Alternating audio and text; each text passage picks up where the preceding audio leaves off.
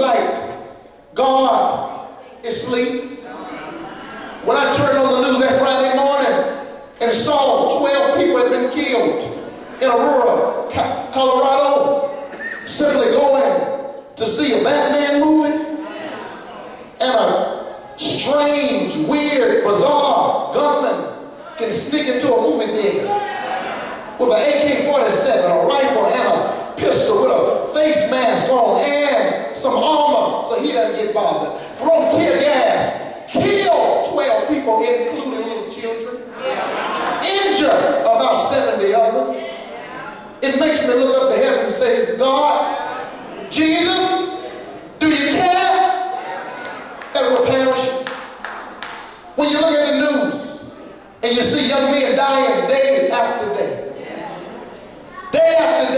dying, mothers crying, walking down the aisles of churches having to bury son and daughter, 16 and 17 years old, over so much gun violence and nonsense. It makes you ask, Jesus, do you care?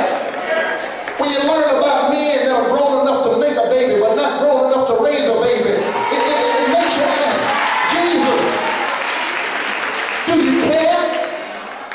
When you watch the news, something happened in Lithonia, Georgia, right around the corner of my house. A 19-year-old was being buried because of gun violence. And at the funeral, as the family is walking to the limousine, another shooter started shooting, killed 2 more 18-year-olds. A funeral at a funeral. Death at a funeral. And when it happens, y'all, I can't help but ask, Jesus, do you care?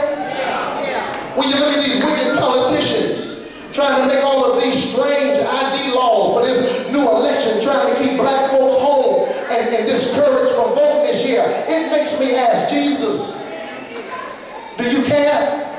Bishops trying to become king, pastors riding in Bentleys and their members riding a bus to church. It makes me ask, Jesus, do you care? Just this past January, my auntie went in for surgery. They thought it was cancer on her stomach. Found out it was just a simple ulcer on her stomach. She went in just for a regular surgery. She's going to be home that evening. Well, the doctor forgot to staple her stomach back all the way. Liquid bacteria from her stomach seeped out, got around her liver, got around her kidney, got around her gallbladder. Within a week, she was on life support. I preached her eulogy on January the 3rd of this year. And in a moment like that, when a good person dies for something as senseless as a misstapled staple, I'm sorry, call me unchristian, but sometimes I got to ask some questions. Some of y'all lost some loved ones and something that happened. And to this day, you're trying to move on, but you just sometimes pause and ask, Jesus, do you care? But I like what happened. I like this text, y'all. It bothers me a little bit that it seems the Savior is sleeping. But I like this text because in spite of all my questions, in spite of all of my inquiries, and in spite of all of my issues with the text, Jesus shows us that he cares. How do you know he cares? It's rough out here. It's rough out here, not just for a pimp, but for Christians. It's hard out here. Does Jesus care? Yes, he cares. How do you know, Reggie? I'm glad you asked. He cares because notice, number one, Jesus' location. Somebody shout location. It's nothing deep. Notice where Jesus is. He's not on the shore. He's not in the mountains. He's not chilling in a mansion. He's in the boat, in the storm, with them. Y'all didn't shout. The disciples are worried, nervous, scared, upset, irritated, aggravated. But Jesus is not on the shore. He's not on the mountain. He's not in a mansion. He's in the storm with them. Y'all still ain't got it. He's not on the shore. He's not in the mountains. He's not in a mansion. He's in the storm with them. He's not on the shore. He's not on the mountains. He's not in a mansion. He's in the storm with them. He's not on the shore. He's not in a mansion. He's not in the mountains. But he's in the boat with them. And sometimes that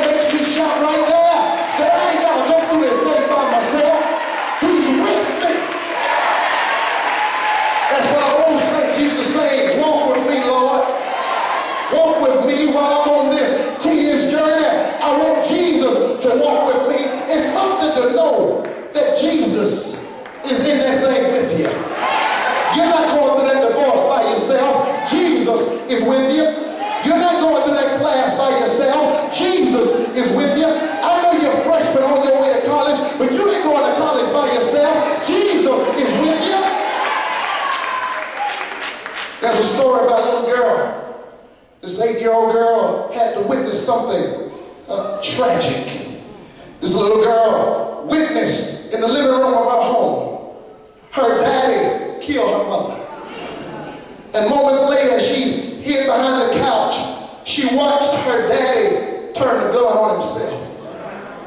Her daddy, mama, dad, she was behind the couch watching the whole thing. Her grandmother took her in, and they kept her going to Sunday school week after week, took her in, loved on her, gave her a new chance.